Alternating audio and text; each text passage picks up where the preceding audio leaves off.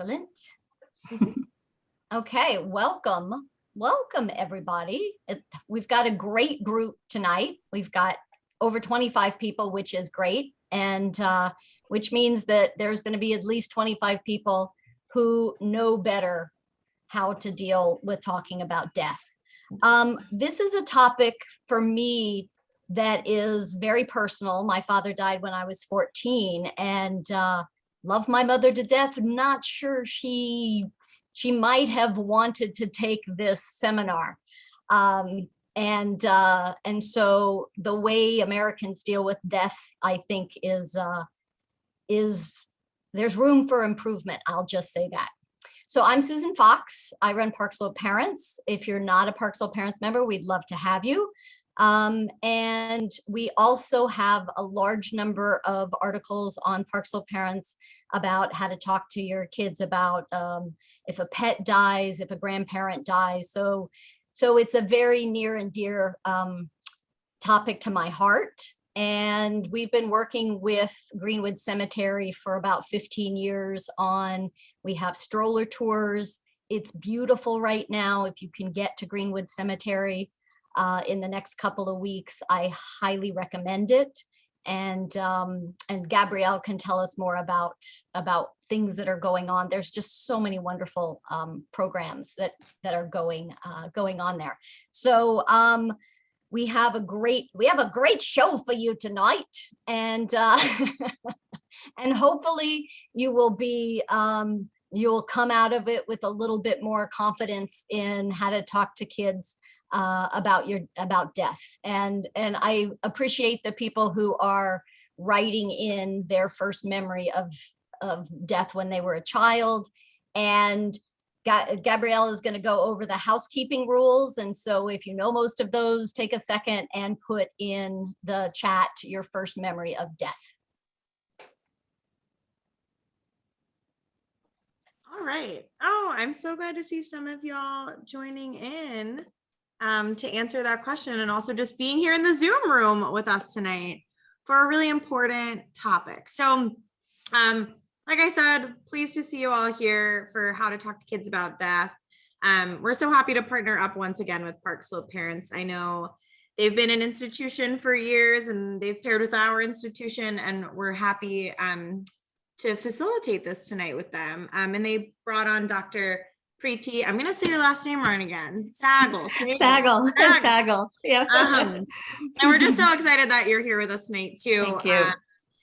So I just have to do the annoying general housekeeping rules. Usually when this is an in-person program, it's like, I got to kick you guys out. The other 600,000 can stay because that's how many permanent residents we have. But for y'all tonight, super simple. Just keep yourselves muted. Double check that sometimes. I have to do it myself, and I literally get paid to do this. So I have to check myself as well. There will be a Q&A portion at the end. So I really would love to relay those questions for you. I kind of monitor them throughout. So the last 15 minutes or so, that's when that portion of the evening we'll be able to kind of pull those out. So you could either chew on everything that we're about to share with you, or at the end, throw it in, and I'll try and relay as many as possible. But that's it for me for now. All right. Anyway.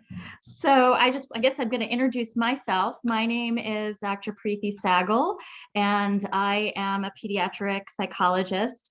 I'm really grateful to Park Slope Parents and to Gabrielle for inviting me to join them today to help in this talk. It's a topic that is near and dear to my heart. I currently work with the Child and Family Institute, but prior to joining them, I was in a hospital setting for almost 15 years, working with children, young adults with complex medical and neurodevelopmental illnesses and disabilities. And unfortunately, a big part of that was also really working with children and families around death and bereavement and grief. And so, just sharing some information today that we think will be helpful. And I'm going to apologize in advance for the fact that I might be a little bit repetitive, because I think some points I like to hit home.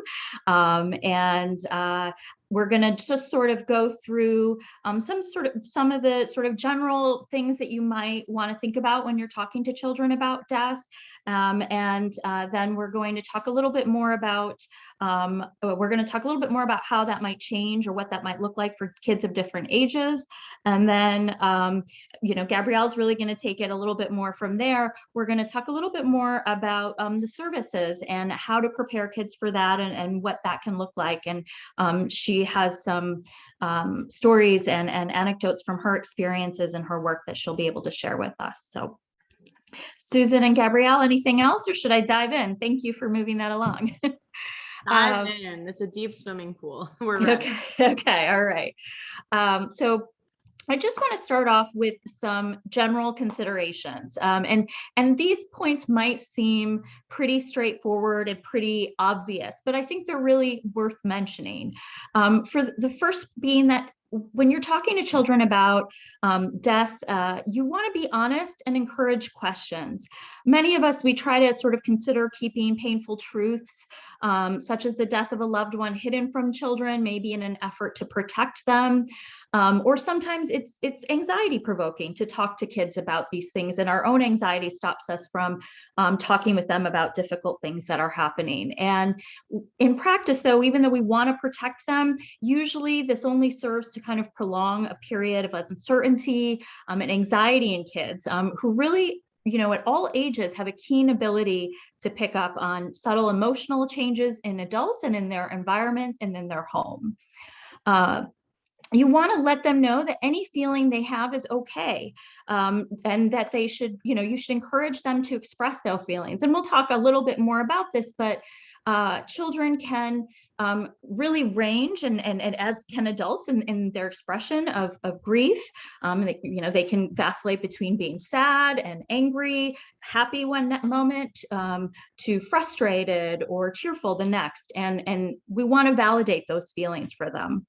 I'm going to sort of jump down. I did this a little out of order, but I'm going to skip the follow their lead and go down to the next one, which is when you do speak with them, you want to be honest, but you also really want to use developmentally appropriate language and try to avoid euphemisms. So, we'll talk a lot about this today, but it's important to use the words like death or dead rather than use phrases like passed away or gone or we lost him. Kids tend to be really literal, and this kind of fuzzy language kind of leaves them anxious and scared and more often confused. And sometimes, and especially in younger children, it may lead them to believe that deceased will come back and that death isn't permanent. And a lot of times also when you're talking with them, again, children benefit from having the cause of death explained to them. Again, it should be done in simple language that a child understands, and we'll talk in the next few slides what that might look like for kids of different age groups. Because if you don't give them clear explanations, they're at risk for maybe engaging in fantasy thinking, or they may blame themselves. And again, as I mentioned, that they might just be very confused. When you're explaining death to children, it's often helpful to link it to any previous experiences that they've had, such as the death of a pet or a plant.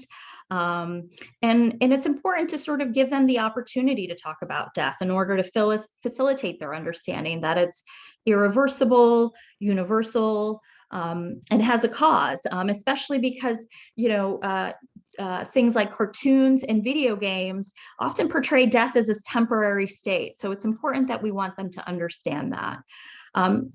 Now I'll jump back up to follow their lead. We want to follow their lead. The kinds of questions and concerns that children can have will be very different often than those from adults. So, they really don't need sometimes, they're not contemplating all the different things that we as adults are about the future, about, sort of complex matters or finances or things like that. So you really want to sort of give them the information, but if they very often, have short attention spans. They don't need a lot. And so you really you don't want to overwhelm them for too information. It's best just to be simple, direct, and honest. And again, a lot of times, if there's one thing I like people to take away from this is you just really want to encourage them that it's okay to express how they're feeling and ask questions. If there's one thing I want you to take away, it's that really more than anything that I've I've had in my experience over the years is that saying nothing is often causes more distress than saying the wrong thing or the less eloquent thing. You really want to create a space where they feel comfortable to share what they're thinking, what they're feeling, or ask the questions they have. You can always buy time. They might ask a question, it might make you uncomfortable, or you don't know how to answer it. And it's always okay to say, that's a really important question. I want to think about that. And I want to, come back to it. Give me a couple minutes. It's okay to also, if they say, I'm scared about something, I'm afraid something will happen to you, to their parent, we knee jerk. And I say this without judgment, but sometimes we knee jerk and we'll be like, oh, don't say that. You don't have to worry about that. And what that does sometimes is sort of subtly sends them a message that they shouldn't say that again. And so we want them to know that it's okay to express these things. And it's okay to say, yeah, I understand that you might be scared. Let's talk about this, talk a little bit more about what happened when so-and-so died. And let me explain to you why this is different than another situation, and help them understand. And then we want to remember that each child reacts differently. I said this earlier, but children tend to react in more sporadic ways than adults. So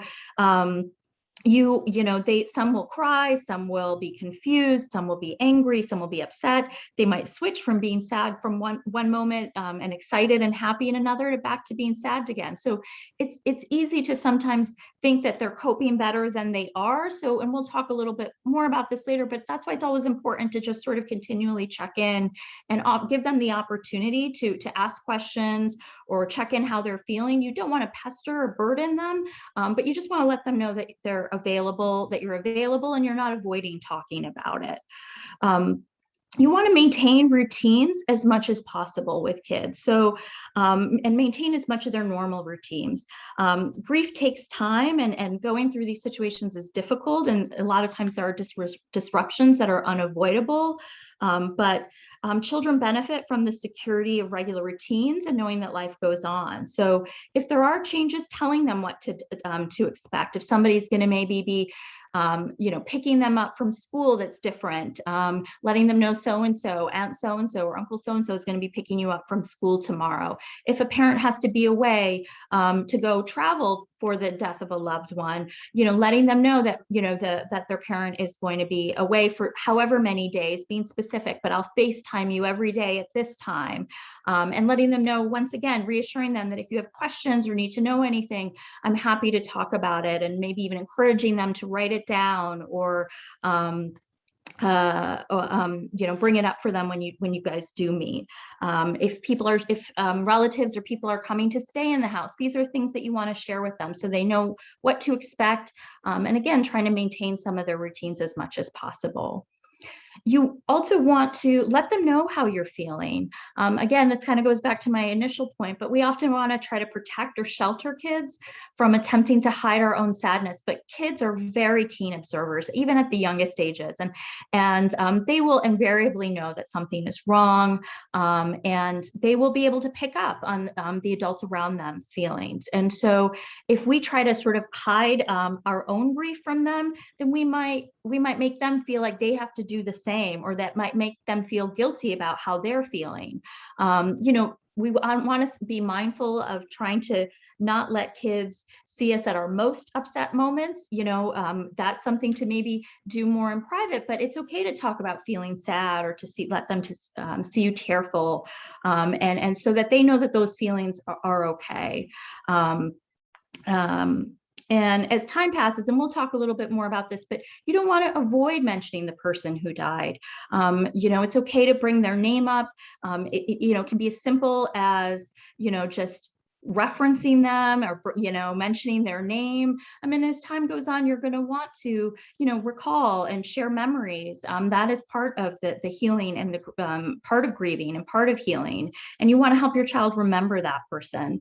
And so you can share memories, and we'll talk a little bit more about this later in the talk, in terms of memory making, but you might even want to encourage them to make memories, maybe through writing down stories or drawing pictures, or any ways that might be comfortable for them. Before I move on to the next one, I just want to, Gabrielle, did you have anything else you wanted to add to those points that I mentioned? Oh, those were all super wonderful points. I think I have a little bit more when we get to certain age groups. And we're also going to talk about resources and this particular book, going back to legacy and rituals and meaning making, about how we can kind of have kids drawn in with some little examples like that. But keep going by age group, and then I will definitely chime in. Okay, great. Feel free to interrupt me at any time, Gabrielle. Thank you, Susan, for moving that along. So 0 to 2-year-olds. Now, we put this as age considerations, but I want to be mindful that children mature at different rates. And, some kids have developmental disabilities. And so, again, you want to keep in mind whatever their developmental level is, and use language that's appropriate to that. But even as children as young from 0 to 2-year-olds, infants, they can grasp that the adults in their life are sad or angry. They don't understand necessarily the concept of death, but they can understand that that there are changes around them. Again, these are kids who definitely still benefit from having a consistent routine. And because they don't fully understand the concept of death or its permanence, it's important to remember that it's normal for them if they keep repeatedly, asking for the deceased, or, may need to be told repeatedly that that person will not be returning. That's a very normal reaction for kids of that age. Gabrielle, did you want to add anything? Yeah, so I shared this last night when we were prepping for this, but my very first memory of being a human being on Earth is at a wake in Brooklyn for great uncle Tony or someone. I'm crazy Italian. There's too many of us. So I remember it felt like, I think I had to have been 2. It was around that time. And I remember feeling like, wow, the push and pull of feelings in the room. Did I have the vocabulary for it? Absolutely not. But I could feel the tension of like love from all of my family members and their friends in this room, but then also like a deep sadness, like at the focal point of the casket, and people going to do this thing where they were all of a sudden kneeling. And I have very like visual memories of it. And I think that's something I go back to a lot. And I implore like parents, like, I think one of the best things for me as like holding that as like a first interesting seesaw of a memory is I was kind of walked through things and told, even if I couldn't really understand it. I do remember my aunt like whispering in my ear, like, that's Uncle Tony. He's in the casket because he died. That's why we're here today. It's a funeral, a wake rather, whatever. So we know what's up, even when we're tiny, tiny little beings. So I think these are all really great points. Yeah. And I think also just to keep in mind for kids of this age that, it's important that special memories and photographs are kept for them as they get older and may have trouble remembering everything about that person. Okay. Preeti, I wanted to just chime in for a second and say, one of the things somebody put in the chat was that I'm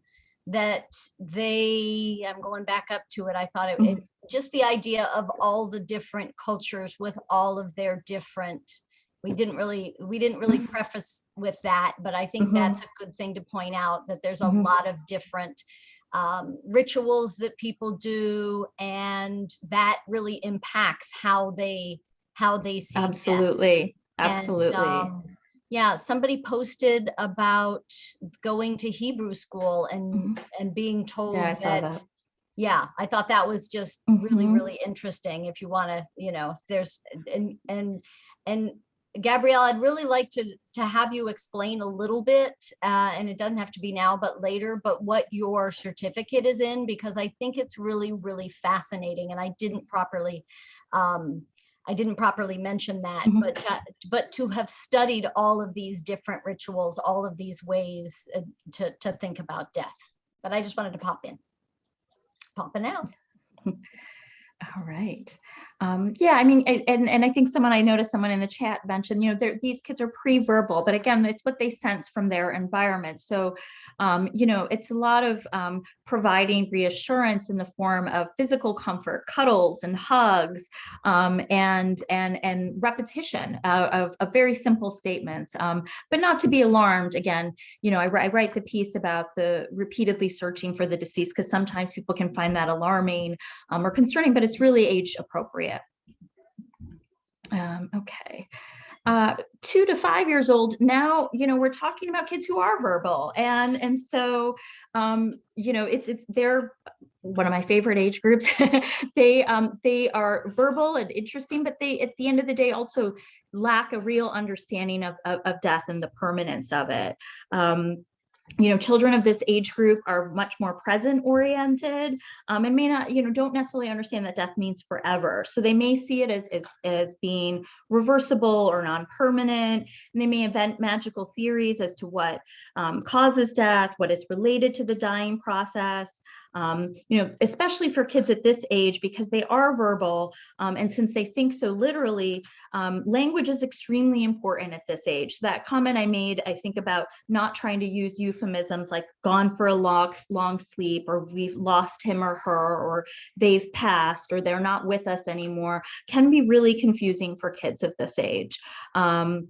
As I mentioned, they may invent magical theories as to what causes death, or believe their actions can impact outcomes. So, as we've said, it's important to be clear about the causes of death sometimes, and how somebody died, but again, within age appropriate language. But we want them to understand that nothing they did could cause it or could bring that person back.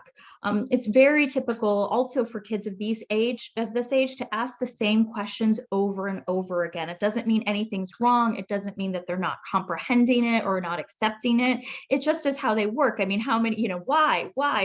We know kids of this age, they ask the most benign questions over and over again. Of course, they're going to ask these questions, and it's okay to, provide, to be consistent, and reassure them, and just give them the same responses, and not to be alarmed that they may ask that over and over again. They can't hold on to that information, and so they might need those reminders, and recognizing that that's a normal part of the process for that. And as I mentioned, provide honest, brief answer to the questions, and lots of reassurance and reassurance and physical affection. Again, these kids, they'll ask questions. How did this happen? They can be really simple answers. And as I said before, you can always buy time. Let me think about the best way to explain this to you. Again, I think the absence of information is always more alarming or distressing to kids, or avoiding sharing things, than it is to say something, or to not say something as ideally as you could have said it. The reality of death and grief is we don't come totally prepared for it. We do our best. And so having the perfect language in those moments is not ideal. We don't walk around thinking about the ideal thing to say in the most traumatic times of our lives. That's not the way we want to live. But so it's okay if you can't come up with the perfect thing to say, but again, it's more important about being honest. It's about creating the environment for these kids that lets them know that they can express the feelings that they have, they can ask questions, and just say things. And that's the environment you want to create, so that they don't sort of withhold that. And again, for this age, I mentioned this in the sort of general consideration, but routines are especially important for kids of this age. We know that in general about kids of this age, regarding routines. And I think as much as you can try to maintain some of their consistent routines, they will, that's what provides them security and comfort. And because they're at an age where they might not digest it emotionally in the same way, it's okay for them to if they have, play or school, to engage in those activities. And you might find that they'll be happy and fine in those moments, and then tearful next. And those are very normal reactions, and for it to be sporadic like that. Okay. Anything else to that last age group, Gabrielle, did you wanted to add? No, just the main thing is, back to the confusion and everything. I remember there was another death when I was about 4, and I watched my parents look at each other. And now looking back, I'm like, oh, that was a moment where they were just trying to figure out what to say, right? But they took a beat and then they both tried some things out, and what I pulled meaning from, they expanded on. So as much as you think you're supposed to just be like the main guidance, I think at this age too, they will also guide you a little bit. They'll pull out the like, huh? Or okay, got that, that kind of response. Ready for the next group, because I have a lot to say about the next age group. Okay, well, I will try to move through quick, and feel free to just interrupt me at any point, Gabrielle. So this age group, I mean, really now we're talking about elementary, and obviously the difference between someone who's 5 or 8 is big. But so at the younger end, some of them may still see death as reversible. And again, I referenced earlier things like cartoons and video games, portray sort of death as an impermanent thing, and you have a new life, or the big ton falls on the cartoon character. I'm dating myself with that, and then they get back up and run again. But many at the older end can usually understand that death is irreversible at this age. And so because they're verbal and can understand a little bit more, it's not uncommon for them to ask more questions about death. They might they might ask a lot of concrete questions. How did the person die? What will happen to them? And they might become preoccupied with thoughts of death. Wondering a little bit more about who dies, when do people die? Will my parents die? Will somebody else close to me die? And it's not uncommon for them to kind of ask a lot of these questions, and kind of become a little bit preoccupied for it. They also may engage in a bit of magical thinking, and believe that somehow they caused it. And so for all age groups, it's really important to reassure them that nothing they did or didn't do or say or did caused the death, and to be upfront and honest about the reasons that someone died. Kids in this age group, as I mentioned, because they might have a more tendency to a preoccupation, you might see some reactions like experiencing nightmares or regression to younger behaviors, for like thumb sucking or maybe bedwetting, changes in sleeping and eating, and aggressive play. And they're showing their emotions in different ways. And again, it's about just sort of checking in with them. And I'm seeing someone saying, should I be concerned if my 3-year-old is asking elementary school level questions? Admittedly quite precocious. Yeah, I mean, again, you have to take into account every child is different. So these are rough age ranges, and every child is different. Some are very verbal, some are asking questions and understand, and they may have been exposed to things, a loss of a pet or a loss of a loved one early on.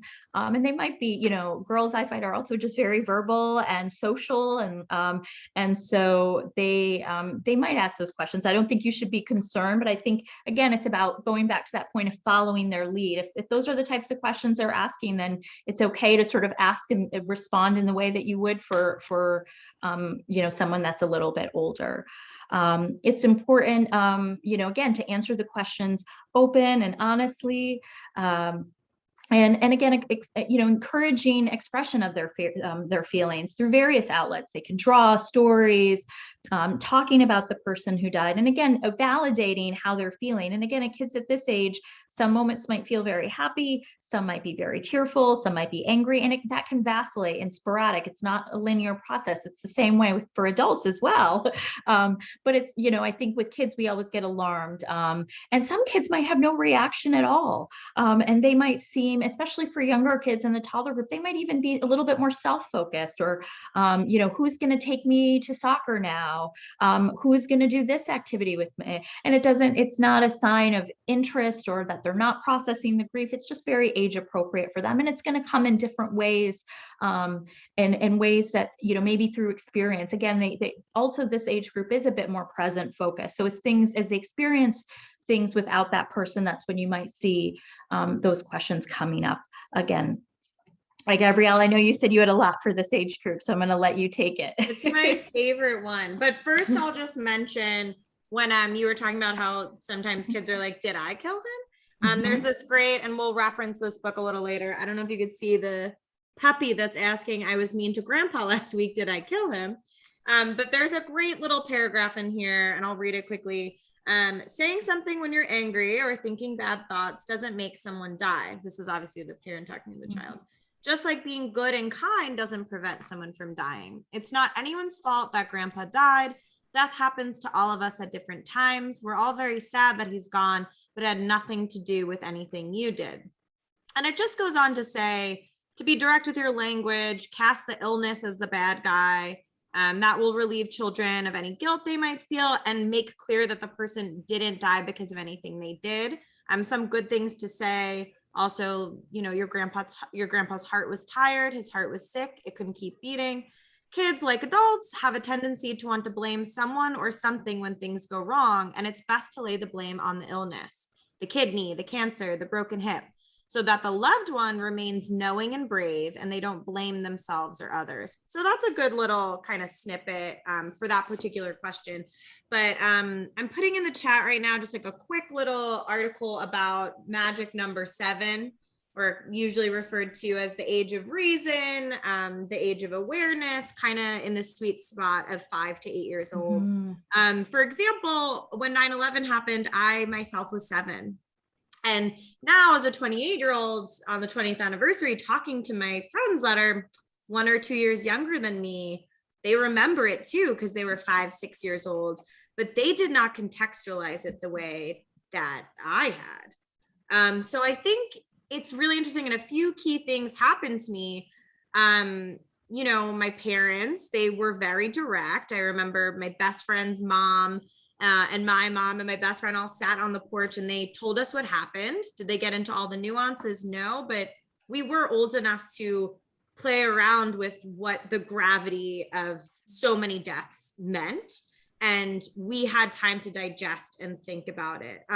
So I think it's just a really interesting time.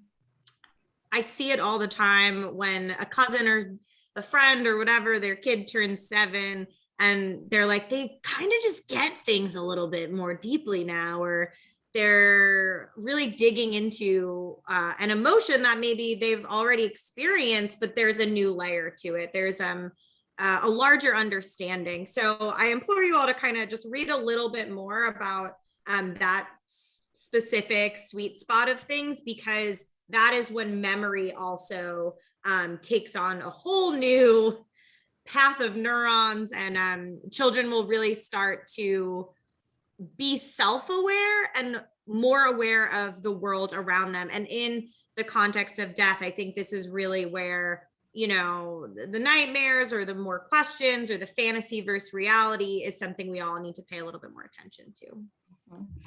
And also at this age group, it's important to keep in mind that because they have greater understanding and are thinking about it more, it's also good to communicate with, you know, other adults in their life, like their school and teachers, just to check in, make them aware of what's going on, so they can keep in mind that, you know, in case any of some of these things emerge, that they're acting out or you know, sort of having some preoccupations, asking questions. So it's good to involve your village, to involve your tribe, including, you know, your school's staff and teachers and other trusted adults in their life to keep an eye, because you know, once kids hit this age, as Gabrielle said, it is a sweet spot, and it's going to show up in more places. And again, we want to just create an environment where they know it's okay to discuss, ask questions, and share how they're feeling in all different forms, and whatever form that may take.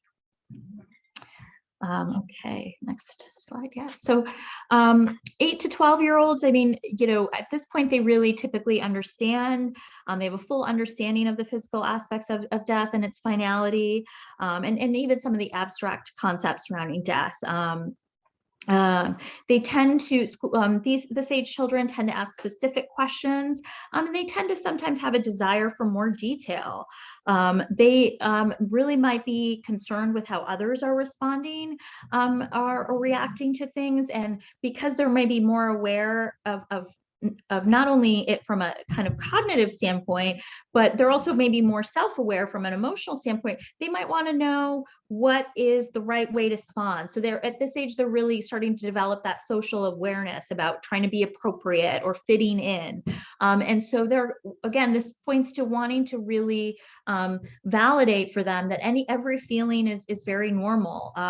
Even if they're feeling okay or happy one moment, or they might ask questions like, I wasn't thinking about so-and-so, and I was, having fun with my friends. Is that bad? No, it's absolutely okay. These are things that this age group will add, because they are starting to contemplate some of that. Well, this is really serious, but I don't feel grief all the time. And we want to, or I don't feel sad all the time.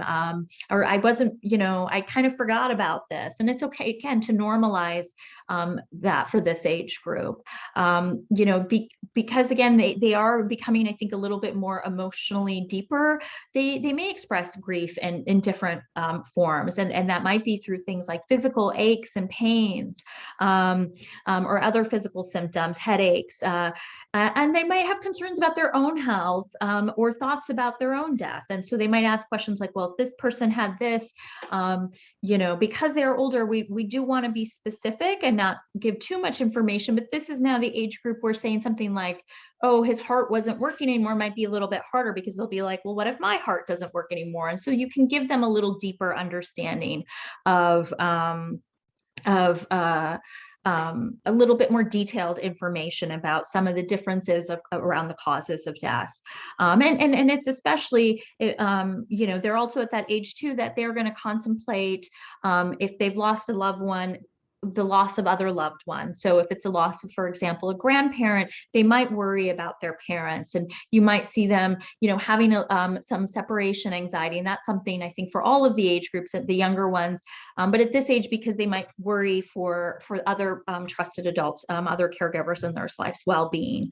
And again, it's about having sort of open conversations, and, especially if sometimes when something happens, let's say, for example, it's something kind of traumatic, like a car accident or unexpected, that especially can invoke a lot of fear about, well, could that happen to someone else that I trust or I love? And so you want to, again, you don't want to, we all do it. And I say this without judgment, but there's times where we need your, say, oh, don't worry about that, or you don't need to worry about that. That won't happen. But again, when we do that, that sort of sends them this message to sort of not bring it up again. And that's when they start to kind of then contemplate their things on their own. And we want them to know that it's okay to ask those questions. It's okay to say, I can see how that might make you afraid. Let's talk about that, and how that's something that doesn't happen very often, but it doesn't change the fact that it's still really scary. And just sort of validating and letting them say those things out loud.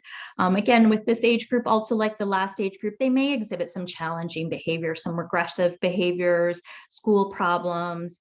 And so again, this is another reason to really kind of involve their tribe, whether it's school staff, coaches, things like that, to keep an eye and be mindful, and be available to check in on them, see how they're doing. We don't want to push them.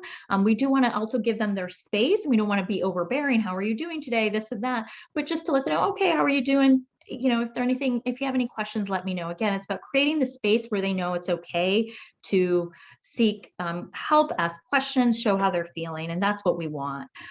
Kids at this age, as they get older, they might need a little bit more reassurance about changes in lifestyle. If it's, let's say, the loss of a parent or something like that, these are the kids that might ask, well, will we stay in our house? Will we have enough money? And again, those are the types of questions that can make parents really anxious. Oh, you don't need to worry about that. No, we're here for you. We're gonna, we know that this is a scary time, and we're all really sad, but so-and-so and so-and-so are here. We want to take care of you. We will always take care of you. And what they're really just looking for is security and comfort and affection, and just knowing that the people around them are there to take care of them. Gabrielle, is there anything else you want to add? I was just gonna say, y'all, middle school is hard. Mm-hmm.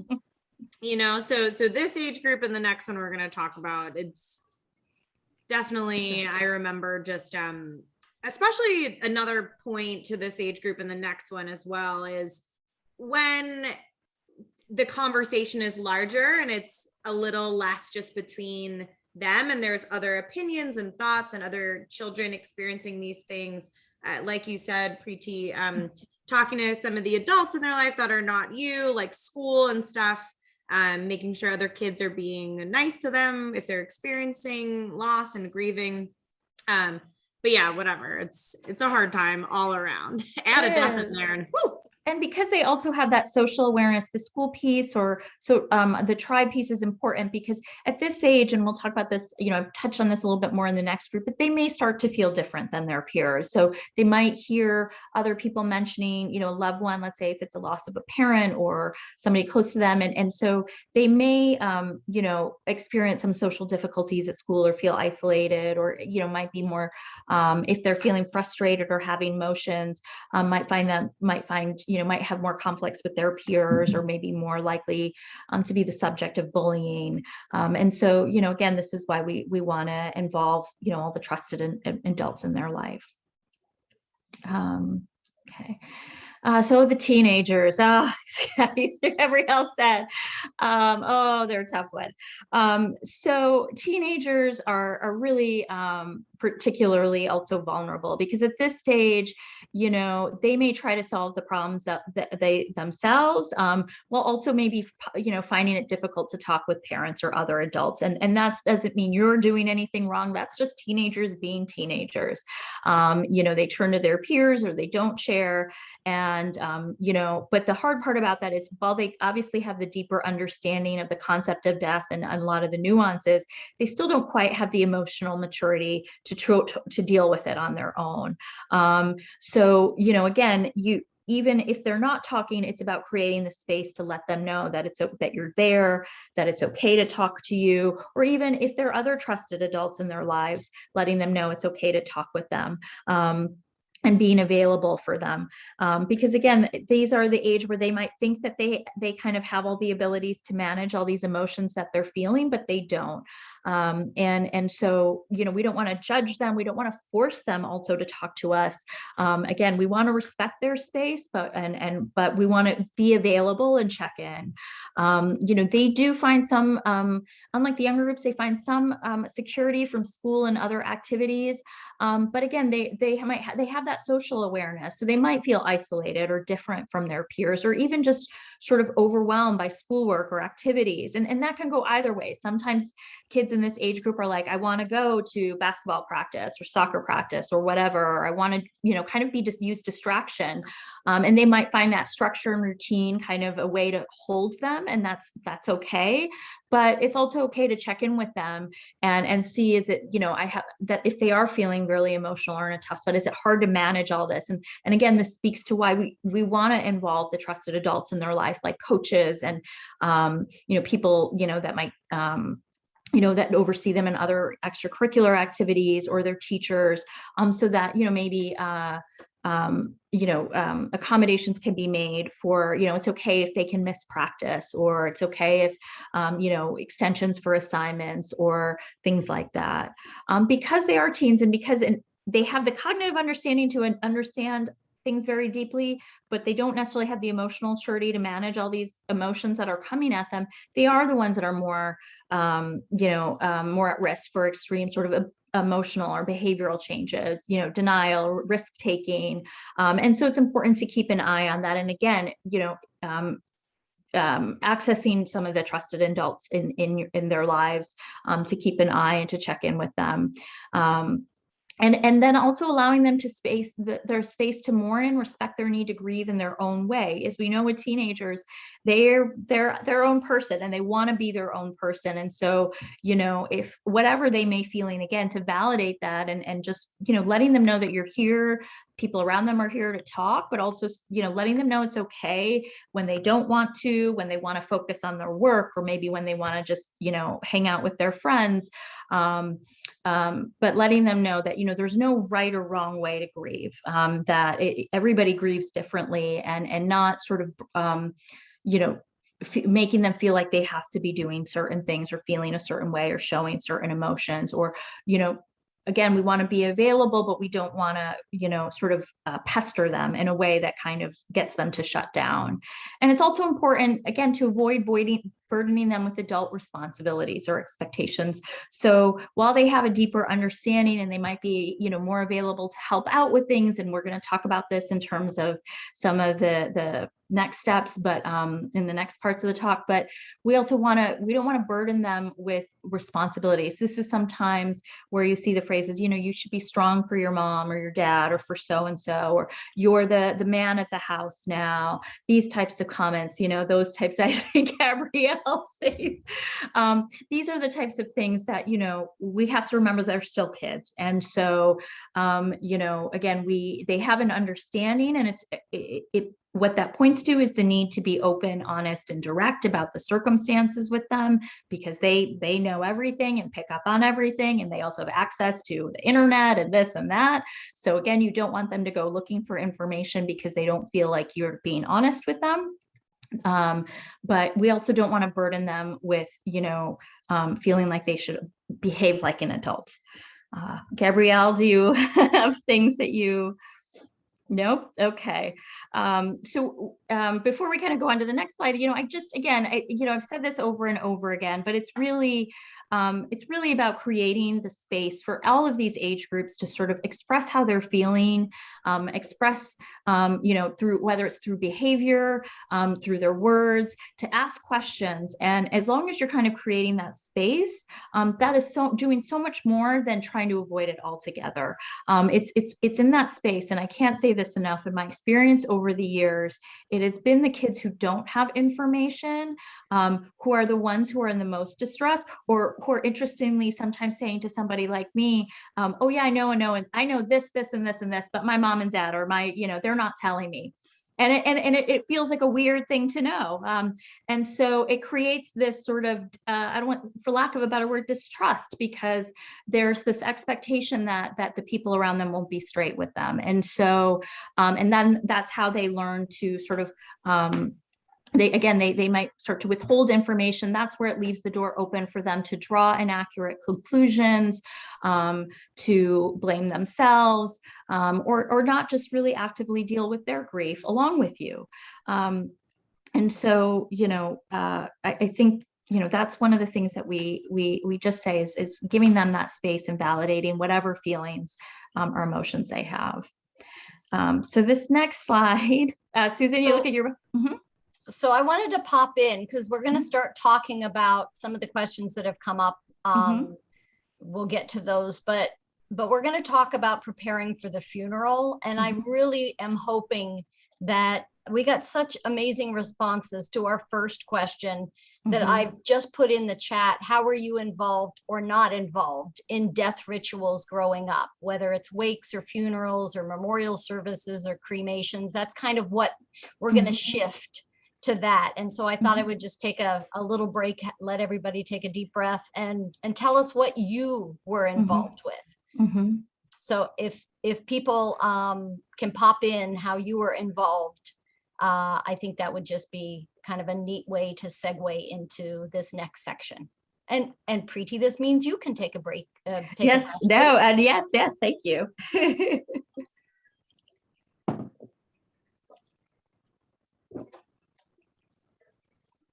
I think this also points to the difference in cultures and rituals, as you mentioned earlier, Susan, and how we incorporate that into how we share these things with kids. Wow, 8th, 7th, or 8th grade, Wow. giving a eulogy for your mom or your grandmother. That's great. And the tossing dirt on the casket, I think that's interesting. Very ancient too. There's something very just... you feel connected either to the person or just the earth, the whole cycle of things. I think that's great. Raise money to plant a tree.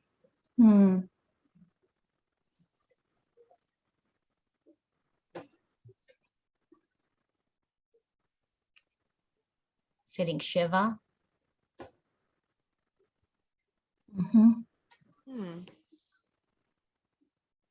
Oh, interesting. Not invited to the relatives' funerals. Yeah, we saw that's something I relate with. Yeah. So at Greenwood, what I saw kind of at the height of everything with COVID was there was like this wonderful Nigerian family that we zoomed them in from Nigeria.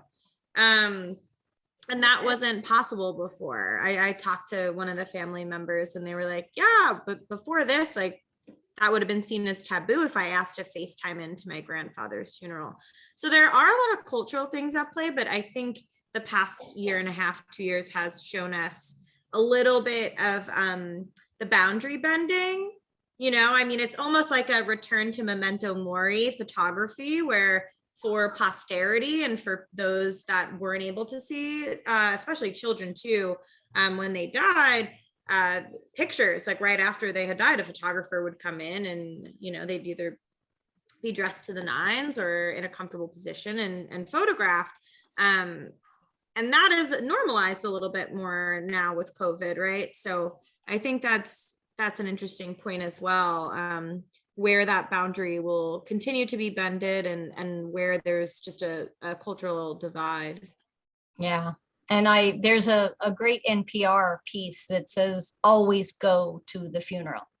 And it talks about somebody who remembers vividly a friend who showed up and how important it was it was, I think, her grandmother who passed, and that the mother was just so pleased about that. I'll look that up. But these are great. Feel free to keep adding to those, but we're going to move on. Preparing for funerals and services. Oh, speaking of photographing, before Preeti, you jump back in, this is a photograph from Dwayne Knight. This is on Amy Cunningham's blog. I'll put that in the resource list that we're going to talk about in a little bit. But there's a really big argument for funeral photographers now too, as seen by this photograph. But Preeti, get back at it and then I'll jump in. Yes. So, and I think I saw somebody pop, I can't catch everything. I try not to get too distracted, but I know somebody just mentioned maybe bringing in an end of life doula can really be a great help to family. And these are great suggestions, and something I didn't mention about not just in prepping for funeral and services, but something that even goes back to talking about a lot of the language that we talked about so far. It's okay to utilize a lot of the, professionals, like people like Gabrielle, like myself, to help with some of these conversations. To use my own anecdote, a few weeks ago, a close friend of mine had a relative who passed away, and she reached out to me because some of her family members were asked, talking about, how do I talk to the kids? How do I tell the kids about this? And so, again, I say you can buy time and be like, these are really important questions. And I know somebody who knows a good way to explain this. When I worked in the hospital, we would sometimes have those conversations with families together and sort of help, to let them take the lead. But if the parents were anxious or nervous, we would review with them to obviously make sure they were comfortable with the information we shared first, but then sort of model for them so that they could have some sort of tools in their pocket. There's, again, people like Gabrielle, psychologists, child life specialists, and these people can help walk you through some of these things if you're really struggling on how to discuss some of these things.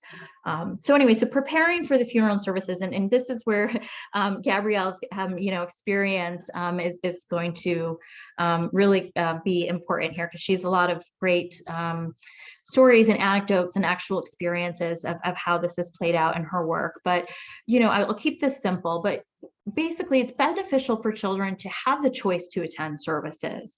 We want to give them that option. I think, I've seen in the comments things about how certain aspects, rituals felt fulfilling, gave them closure, and it's important for them to have that choice. If they do attend, we want them to have a trusted adult available who can answer any questions or be supportive, especially if perhaps you as the parent, or you as somebody who may be more involved in the services and maybe have to tend to family members and friends and guests. Those are times where it's nice for somebody to have that role. I'm thinking about some years ago when my uncle passed away, and my cousin had me, sort of with her daughters, to kind of support them throughout the thing, because she was going to be very busy with her father's funeral and meeting with relatives and old friends, and so I was the one that was sort of with their daughters and asking questions and just sort of staying with them, and they knew that. They were like, so we prepped them for that this is what will happen, and Preeti will be with you, and she can come get me if you really need something. So these are things that are important to think about, and we want to provide careful preparation of what to expect and what they will see during services. And I think Gabrielle will touch a little bit about this, but again, all rituals are a little bit different, but in terms of if the casket will be open, what that will look like, what the sort of series of events will be, and even also preparing them for other people's reactions, that other people might be very cheerful, other people it's sort of think really kind of, again, erring on the side of giving it more information than you think they might need, because we want them to feel prepared. And then again, this is something Gabrielle will talk more about, but inviting them to participate in the services and having a choice how. And this is where she can talk so much about the different ways that they can do that. But they can be small things, from putting something in the casket to speaking. I know somebody mentioned giving a eulogy when they were younger. It could be reading a poem, or maybe arranging the picture display. So there's a lot of ways for kids to get involved in ways that are comfortable for them, and this is really for all ages, based on how they're feeling and if they want to. But this way they have some choice in that. And again, we're also modeling for them that it's okay to grieve and to validate their feelings and to be open about these things. And from there, I'm going to let Gabrielle take this, because this is where she's got a lot of experiences in her work to share about. Sure. And to answer Susan from before, so thanatology, study of death and dying at its core, derived from Greek god of death, Thanos. I'm also studying with A. Lua Arthur to be an end-of-life doula as well. So I'm really just, no pun intended, like digging into all of this work. But I'll give you a few examples. The first one I'll start with is my cousin was 14 when her father, my uncle, died. And she was away at camp when he died, and she knew he might die when she went away to camp. But there was a decision made without her to tell her or not if he died while she was away at camp. And she did not know about this at all. So he died while she was at camp, and she didn't know until she got home. And then she was like, wait, why didn't anybody tell me? Like, I knew this was a possibility, but I didn't get to know the day he actually died. In that moment, in that day, no one called me. So that there is still a little bit of struggling and resentment still talked about to this day. She's in her 20s now, and she still ponders back to it. But the thing she always will say she doesn't have resentment with, or she doesn't struggle with, is at the funeral parlor. It was a traditional open casket wake. She was asked, do you want to go up to the casket? Do you want to say goodbye from far away? Like, what would you like to do?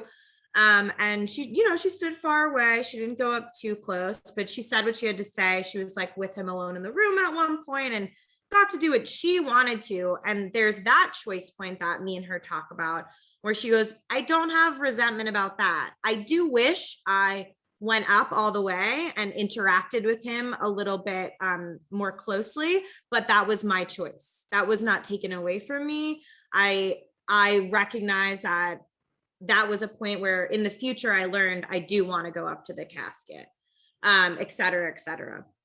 So that was an interesting thing. And all of these experiences I'll preface with, not one's good, not one's bad. It's really just looking at them all from this neutral standpoint to be able to derive meaning for what will be best for your children, your friends, your family, and yourself. Another part of this too is thinking back to how your inner child dealt with death, and kind of deep diving into what you liked and what you didn't like for what your grandparents, your parents, your guardians, people in your life infuse meaning into this. We all die. So another example is when I was younger, a friend's grandmother died, And again, just like there wasn't like the choice. It was just, I don't want her to see her like that, you know? Sure. But when my friend wasn't given a choice, like I was kind of just like forced to go because my mom's like, we're going to the wake. No ifs, ands, or buts. I'm like, all right. But it was interesting because looking back, it's just like, oh, I guess I wasn't given a choice.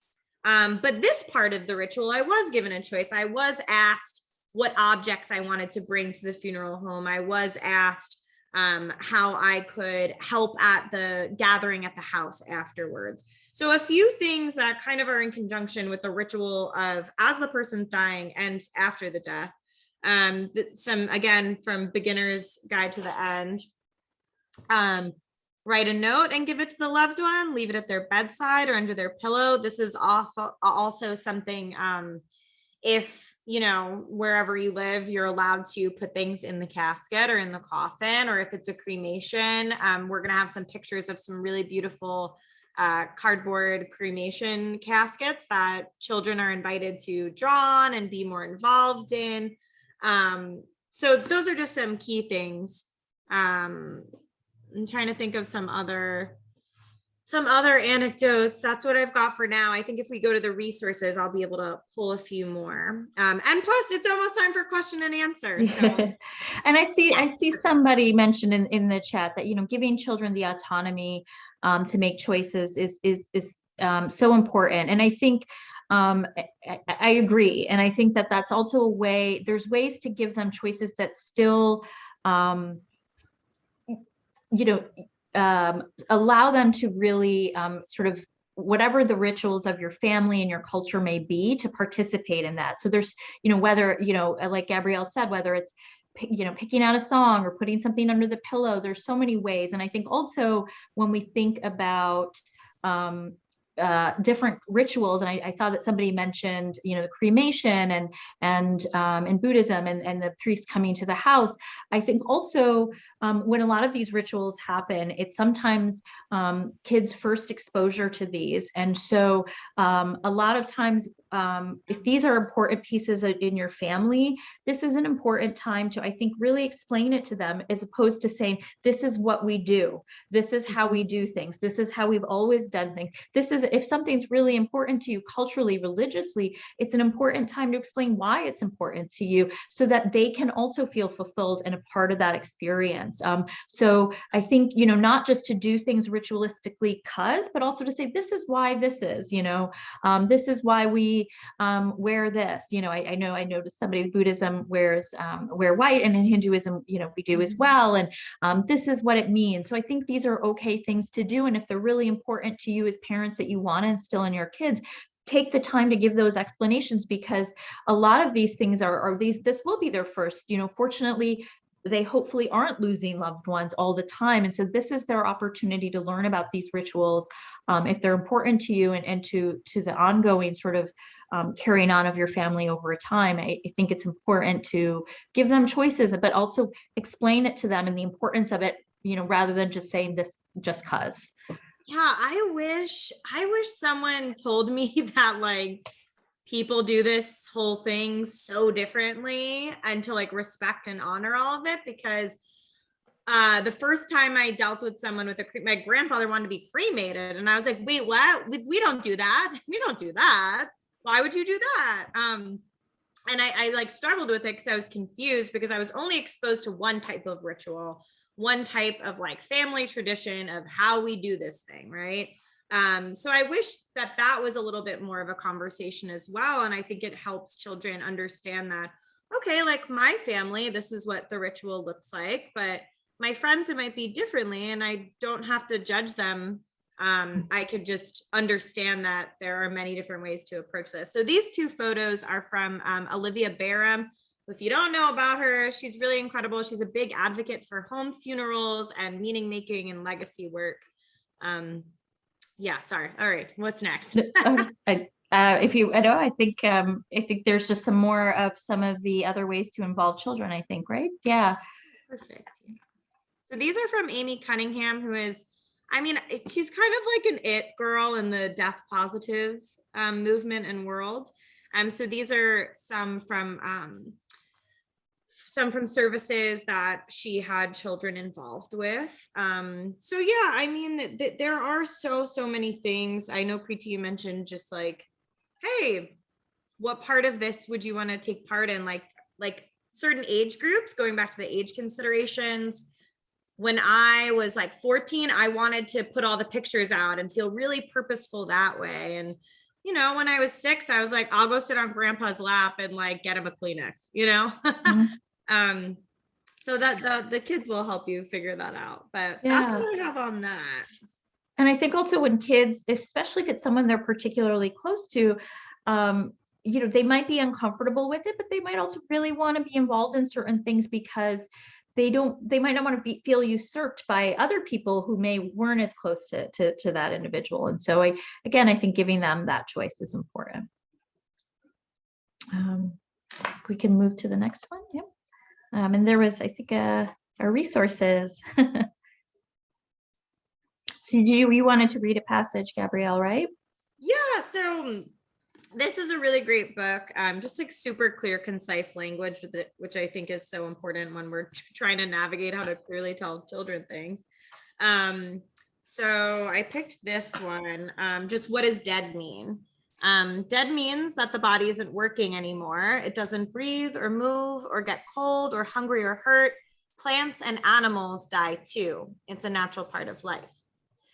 I think this is very important. Characters in children's movies and books routinely go up in puffs of smoke and then plonk back down, apple-cheeked and full of vigor. So for young kids, usually under 6, death may seem temporary and abstract and something that might happen to other people, but not to them or the people they love. Still, it's not too early to ask kids what they do and do not want to know about someone in the family who's dying or has died. With a child as young as 2 or 3, you could sit down and ask, what do you think is going on with daddy? Do you want to know more or do you not want to know more? So I'll stop there, but it's just, that's kind of the way the book is structured. So it's a great resource with some questions and answers, and it kind of guides you that way. But the other resource list I have, and then we'll move on to the Q&A, of course. These are some great books for children that Preeti has. Yeah. I mean, there's so many, and you know, Susan kindly found that some of these are actually narrated on YouTube, so you don't even sometimes have to buy them. A video is a great way to engage kids, and just some wonderful titles that, you know, some focus on parents, grandparents, pets. Even just sort of the normalization again of the feelings, and you know, I think helping them sort of understand the concept of death. And then I think your resources list is next. Yeah. So the link I just put in the chat, it's just something that we kind of put together at the height of everything with COVID, as we were doing virtual death cafes pretty much every other week. It's a lot of nonfiction, fiction, videos, films, apps, courses even. So there's a lot of good stuff in there. So feel free to also add things yourself. It's a super co-collaborative space. We're really proud to be able to put these kinds of things together for everyone. Yeah, I mean, that's kind of, you'll, as you dive into this and you're trying to figure out where you want to be with it, certain things will either crop up or you'll be able to kind of go into a rabbit hole with them. For example, like I was using the We Croak app, and it's kind of an invitation to think really thoughtfully about death 5 times a day. It's I want to get this right, Tibetan monk ritual to contemplate death 5 times a day. And that kind of really helped me the past year and a half. Also courses, and I just would love everyone, if you want to add to it, feel free to add to it. I'm just trying to scroll through to see where some of the questions are. So I'm gonna pop in here, and I'm gonna stop sharing for a minute just so we get to see you guys up close and personal. But I'm going to go ahead and read some of these questions. And, you know, a few questions. My brother-in-law has cancer and has twin 2.5-year-olds. Should he or my sister be preparing them now for an early possible death? So I guess that's a tough question, because I would want to know where he is in his treatment and what his prognosis is. You know, I would say in cancer centers, having worked in one for many years myself, I would encourage them to talk with their treatment team about that. For 2.5-year-olds, I guess they're very young, but I would imagine that if he has cancer and he's going through treatment, there's already some changes in the household and routines, and maybe his appearance, depending on the nature. He may be losing weight, losing hair. So there's a lot of opportunities to, I think, work with the kids depending on where in the stage the treatment is. So I don't necessarily know that the conversation has to be focused so much right away on death, because again, I don't know the situation. So you know, if his prognosis is good, but needless to say, they're obviously gonna, I would assume, changes in routines. When I worked at the cancer center, even though I was in pediatrics, we often went over to the adult center and worked with you know, the children of some of the patients, or would provide them with examples of how to talk to things. And sometimes kids had questions. We had displays of how to, you know, show them like what a blood disorder is and cells. And this is what the people in these settings do. So I would certainly encourage them to start having conversations about what's going on, you know, and not shielding, and depending on again, what his prognosis is, then you can go from there if there's going to be movement towards, you know, hopefully, you know, it's not a conversation about death, but if it is moving in that direction, then preparing, because then there's also a lot of rituals. And again, in cancer centers in particular, they have a lot of resources to help these families and even come to the house, relief support. There's different organizations that will send people to the home, counselors that will work with the kids and help them explain, so that it's not just a conversation when somebody dies. This is a process that the whole family is going through. So there's a lot of resources, Leukemia and Lymphoma Society, and a lot of organizations that can support a family like that throughout each of the steps, because it's a lot for everybody, for the kids, for his partner, and so you know, everybody needs support going through this, not just the patient. So I would say I would encourage them to get active sooner rather than later. I hope that answers that question. That's my thought on that. Yeah. I worked in that setting for many years, so I have a lot of feelings on that, and I'm happy to have a subsequent conversation to whomever put that. Feel free to email me, and we have our contact information. Yeah, and I guess I would add to that. I added a resource. My brother-in-law had cancer. And I immediately thought of all of the things that I wish I would have known about my father. And there were no videos then and those kinds of things. He's fine. My brother-in-law is fine. But I started started a Google Doc, which is not in very good order, but it's ways to talk if in fact these 2.5-year-olds have to grow up without their father. Can they make videos? What was your first memory of me? Where did you grow up? You know, what was your first date? That would have been a wonderful, like, what was your first date? And so making videos like that, and you're actually absolutely right, Preeti, that cancer centers and those kinds of things have a lot of resources about that. Absolutely. And also it's important to note that the treatment for cancer, because if anybody's watched somebody go through that, is so harsh, for lack of a better word. And so that's also jarring for the kids too. So again, it's important to talk about that, because the side effects of treatment can really make someone look sicker than they are, even if they have a really good prognosis. So again, it speaks to this this idea of we don't know what conclusions they're drawing or what they're thinking. If, you know, if their dad is very sick and throwing up and losing hair or losing weight and isn't able to do something secondary to his treatment, but not necessarily you know, with poor prognosis, and you know, helping them understand what's going on, and then even supporting the dad in ways that he can sort of be there for his kids while he's going through this in ways that are okay for his energy level. And I think there was also in part of that question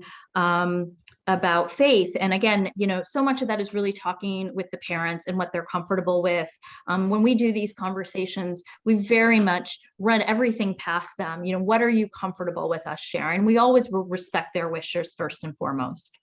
Yeah. We certainly give our recommendations, but you know, we don't overstep. And so, but we will happily provide guidance within what they're comfortable with. Yeah. And I guess I would just add, do not assure your children that everything's going to be okay, because 100%, that's not the way to go. I love this question because it's about COVID, and so many people have lost, I've lost 2 cousins, and but my brother, 13, had a classmate die during the height of COVID when he was in school one day and school was closed the next day. I knew that the main thing was to maintain routine for him to cope and understand, but this wasn't possible. Have you found anything helpful for kids coping with death during such an uncertain time? Oh, that's a tough one. Gabrielle, feel free to chime in. I mean, I think, yeah, it is hard to maintain routines. I mean, I think in those types of situations, you know, again, a lot of the strategies that we've discussed earlier in terms of sort of being very open, honest, asking them their understanding. I think, especially, and if I'm understanding it correctly, that it was a classmate of him, I think especially for someone that age, they may have fears, and because obviously in the middle of a pandemic, it's scary. And so I think that it's for somebody that age, they might have a lot of fears about their own health, their own mortality.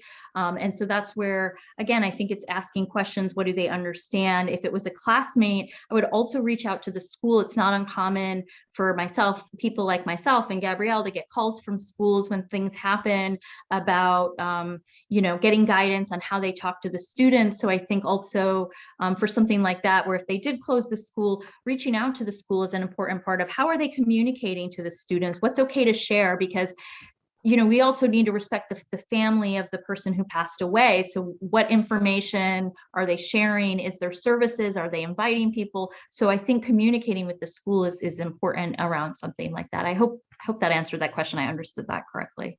Gabrielle, do you have any? I know you have a lot on that age group. I mean, one quick thing I'll say, 2 quick things. A lot of people don't know that there's a school psychologist. When I was in high school, a girl died by suicide, and all the kids were like, I got to talk to someone. And I was like, the school psychologist? They're like, we have one of those. So that's a great resource for parents to try and see, like, you know, do certain counselors have extra certifications or anything of that nature? And then the other thing is really just like sometimes rely on your community for big public rituals. We've seen this with memorialization, especially in New York with 9/11 or like the AIDS quilt, things like that.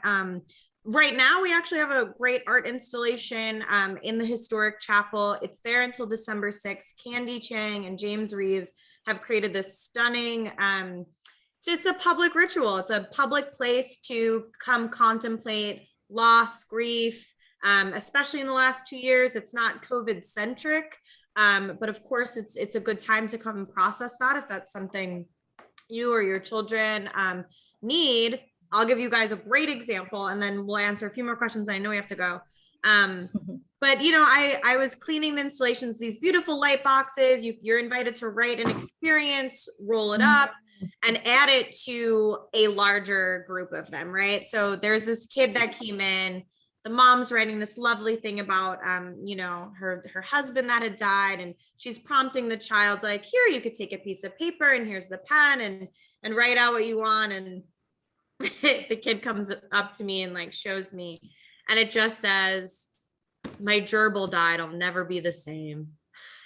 And it was such a sweet, beautiful little moment because, I was watching a kid before my eyes, like process, his first death, albeit it was a gerbil, but interacting with it. So there are a lot of places in the community where just look for them in parks, certainly here and around, even if it's just like a plaque commemorating a Native American tribe that lived in the area. That's a focal point that you can kind of use to start a conversation and a discussion. And just a physical visual place is usually really great for kids to, oh, hey, like we used to think of grandpa when we went to that, statue of the sailor by the harbor. Can we go do that again?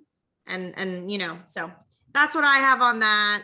Thank you all for being here. I'm gonna be quiet now. Your comment about having somebody at school commit suicide brings me to another question. It says, my younger brother committed suicide. It was 20 years ago. My daughter is asking what happened. She's 7.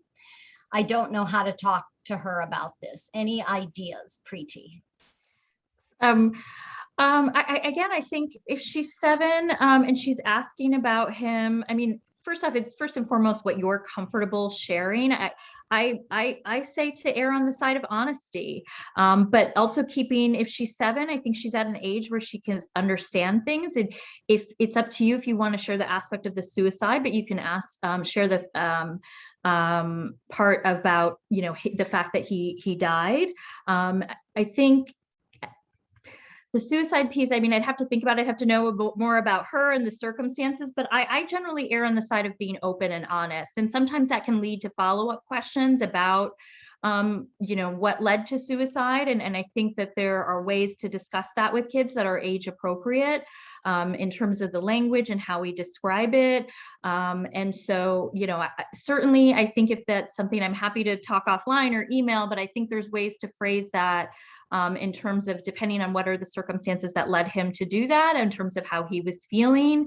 I don't think, certainly has to be something about, the nature of how he did it, but it's more about, sort of letting him know that he did die, and that again, when we talk about death because of illnesses, right?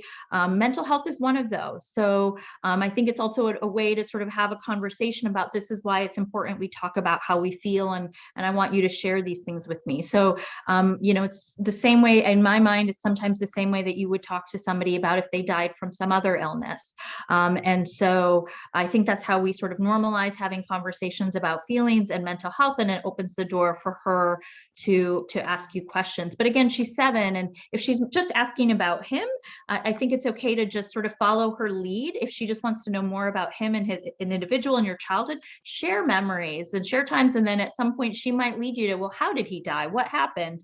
And then follow her lead on that. But I think if she's wanting to know more about him, you can start there by sharing some of your memories of him, showing pictures, and that's a good way to start. And again, it shows her that you are not avoiding talking about her uncle, and that you're open to sharing information with her about him. But chances are, she'll kind of let you know when she's had enough information. She just might want to know more about him and you. I hope that answers that question. But I'm also, again, happy to all of us are available to answer any questions that might need more follow-up, because I know these are serious discussions and it's hard to kind of, share all the specific of one's family and circumstances. So I want to go ahead and give your information. We will send this out, all of this information out, but you've got Gabrielle's information, Dr. Saigal's information, and you can always reach me at susan@parksvilleparents.com or hello@parksvilleparents.com. We're kind of out of time. So if you want to ask, I got one more question that we didn't get to ask. How does any of this guidance shift if the child is the one who's dying? And that is a very important question. And I don't want to just push it off, but I don't want to have Preeti answer it so fast that it's not given the credit it needs. I did want to mention one other thing about Greenwood is, are you guys still having the death cafes, and are they all remote?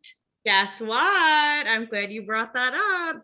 So we have 2 upcoming in-person death cafes. Awesome. November, it's either 15th or 17th. It's about to be up on the website, but absolutely December 6th. That's about to go live on the website, end of day tomorrow. So reserve your spot. It is kind of themed with the installation. So if you're able to come, you'll be invited to interact with the installation, and then we'll meet in the Modern Chapel for some tea and biscuits as usual. And we also have a crematory tour with Reimagine on November 13th.